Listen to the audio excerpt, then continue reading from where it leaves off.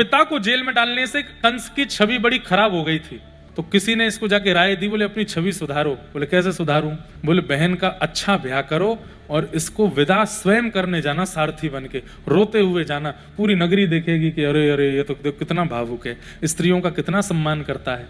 तो कंस वही कर रहा था, अपनी छवि सुधारने का प्रयास, लेकिन देवताओं ने पानी फेर दिया, आकाशवाणी करके बता दिया जिस बहन को तुम विदा करने जा रहे हो इसी का 8वां बालक तुम्हारा काल होगा। सुनते ही कंस को लगा अपने काल को जन्म देने वाली को मैं विदा कर रहा हूं। तलवार निकाल करके सर धड़ से अलग करने का प्रयास। बंधुओं देखो, दुराचार करने वाले लोगों का ये प्रमाण होता है क्या? भक्ति कर रहे हैं, अच्छे काम कर रहे हैं, लेकिन जरा सी इधर उधर की बात होती है ना, तुरंत विचलित हो जाते हैं। ये दुराचारियों का प्रमाण है, उनका परिचय है। दान कर रहे हैं, पुण्य कर रहे हैं, एनजीओस चला रहे हैं, बड़े बड़े पुण्य कर रहे हैं, सब जगह छवि साफ हो रही है। आजकल कलयुग इतना खतरनाक है, यहाँ अच्छे कर्म छवि साफ करने के लिए किए जाते हैं, लोग बाग अच्छी छवि बनाने के लिए करते हैं। लेकिन इसी बीच में अगर पता चल जाए कि जो वो अच्छे कर्म कर रहे हैं उसी से उनको घाटा हो रहा है, तो 2 मिनट में कंस बन जाते हैं। वो भी बड़े बड़े पहचान में हमारे लोग भी ऐसे। तो कंस यही है, रोता हुआ जा रहा था, अरे मेरी बहन। मथुरा के लोग कह रहे हैं हमारा राजा कितना भावुक है, देखो अपनी बहन को विदा कर रहा है, रोते रोते विदा कर रहा है। आकाशवाणी होते ही तलवार निकाल के मारने लगा। सब मथुरा के लोग नहीं ये तो राक्षस ही है। इतनी सी बात सुन के नहीं सहन कर पाए अपने आप को। सहनशीलता होती है भक्त के अंदर, दुराचारी के अंदर सहनशीलता नहीं होती, पेशेंस नहीं होता। और पेशेंस का आकलन आप इससे मत कीजिए कि आप कितनी देर लाइन में खड़े रहे, कितनी देर धूप में खड़े रहे, वो पेशेंस नहीं है।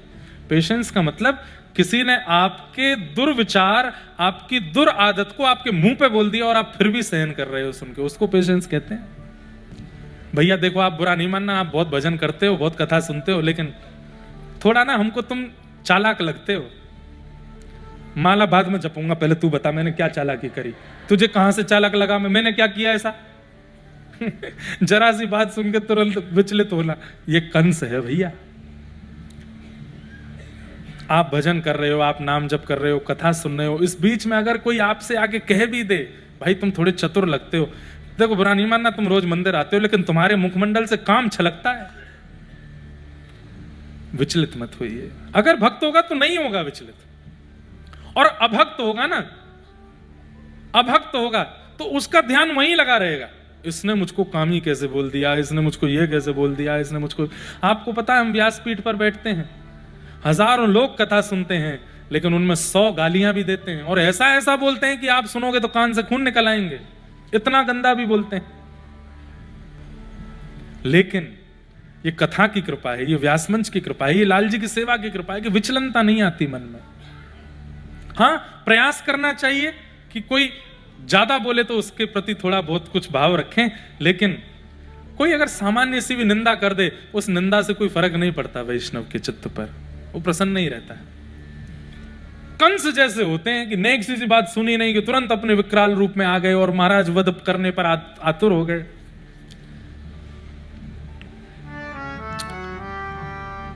वसुदेव जी ने कहा जितने बालक होंगे सब तुमको दे दूंगा, इसको मत मारो। अरे पूरे मथुरा नगरी देख रही है, बहन को मारोगे अच्छा लगता है?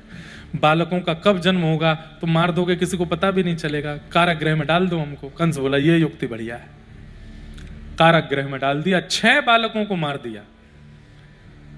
7वें बालक के रूप में बलराम जी आए, भगवान ने योग माया को आज्ञा की कि भाई इनको तुम यहां से कहीं और भेजो, अगर इनका जन्म हो गया तो मुझसे पहले ये कंस को मार देंगे, दाऊ दादा हैं।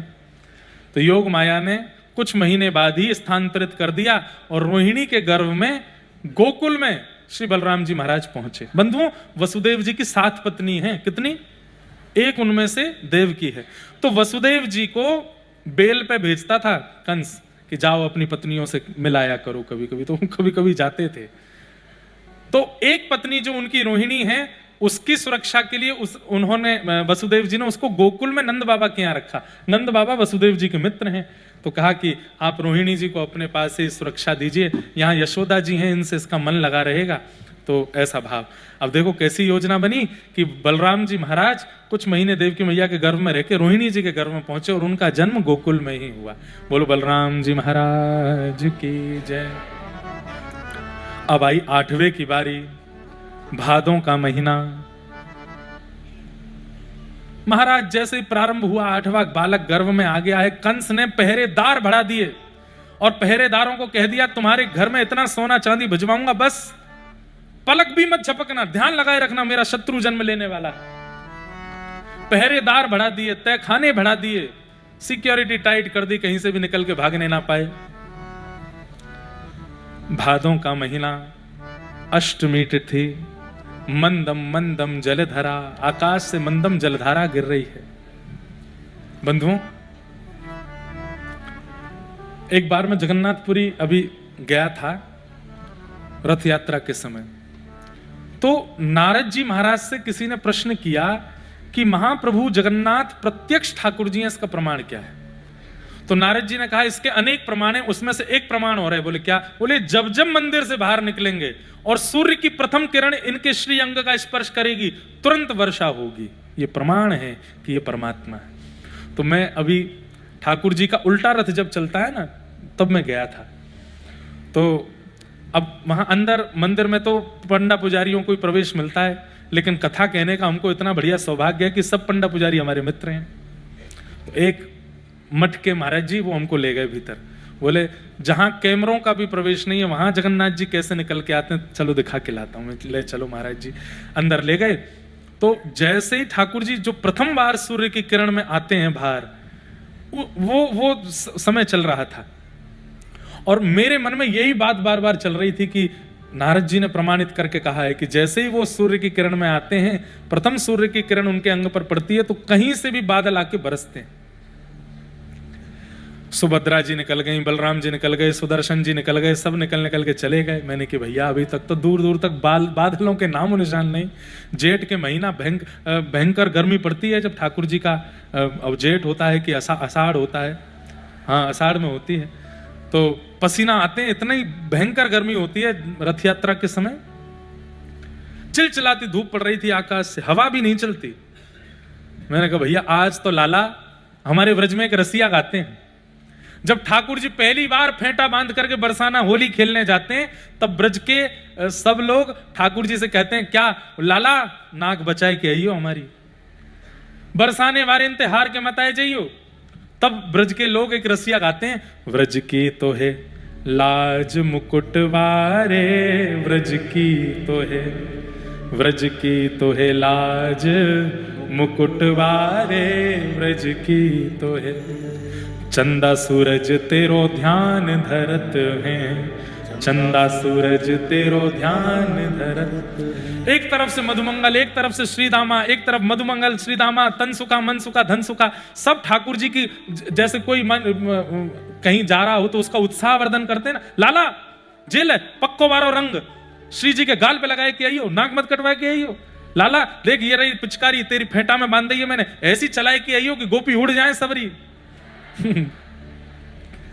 पीछे से श्रीदामा आदि कह रहे हैं फेंटा में हमने गुलाल धर दियो लाला, ऐसे उड़ाई के आइयो, आंखन में डारियो, दारी किन के आंख फूट जाए। लाला हमारी लाज रख के आइयो। कैसो लाला तू?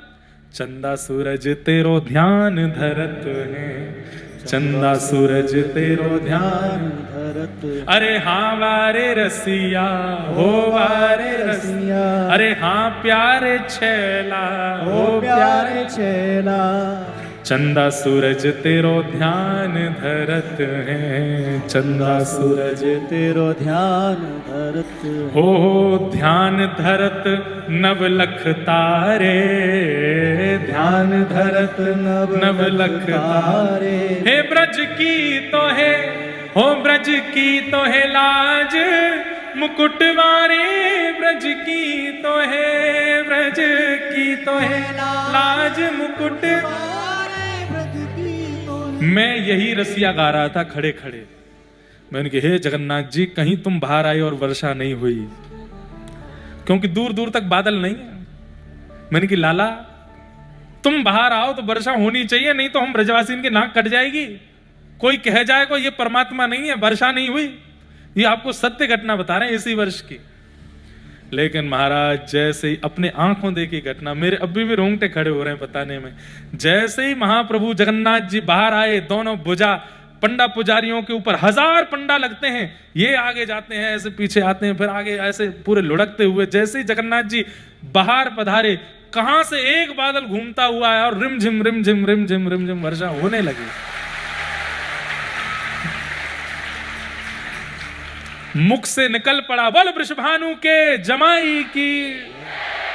बारे लाला तेने लाज रख दी। उस समय जो स्थिति थी, पास में एक मठ के स्वामी जी मुझसे बोले, आप रो क्यों रहे हो? मैंने कहा नहीं, बस लाला को देख के रो रहे हैं। बोले भीतर आ जाओ वर्षा। और मैंने आज तो भीगन दो, लाला ने बात मान ली, आज भीगन दो। तो ये नियम है, जब जब जगन्नाथ जी बाहर आते हैं, चाहे एक बूंद गिरे आकाश से, गिरेगी जरूर रथ यात्रा में। क्यों? ये प्रमाण नारद जी ने दिया है कि ये इसी प्रमाण से पता चलेगा कि ये परमात्मा है। ऐसे अनेक प्रमाण, उनमें से एक ये भी है।